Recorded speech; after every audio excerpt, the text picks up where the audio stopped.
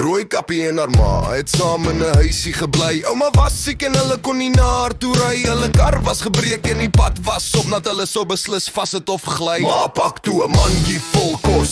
Dit was alles vir ouma wat bly aan die ander kant van die bos. Ma vra toe vir Rooi kappie om te stap. Sy moes net pas op vir die wolf, want hy's nie 'n grap. Op pad sien sy mooi blomme en vergeet van haar ma se woorde.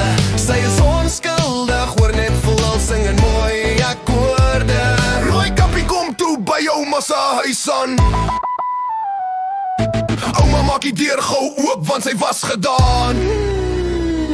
Rooi kappie sien ouma se ore lyk so effens groterig. Vra hoekom om beter te kan hoor, antwoord ouma en sug. En hoekom is ouma se oë so ongelooflik groot? Om beter te kan sien, sê ouma en sny 'n stukkie brood. En ouma se mond lyk so vreeslik breed. O my kind, dis om jou nou dadelik op te vreet. Rooi kappie gil toe so hard dat die wolf se ore tyd. Die houtkapper daar naby hoor gelukkig die harde geluid. Met 'n spoed het hy vinnig daar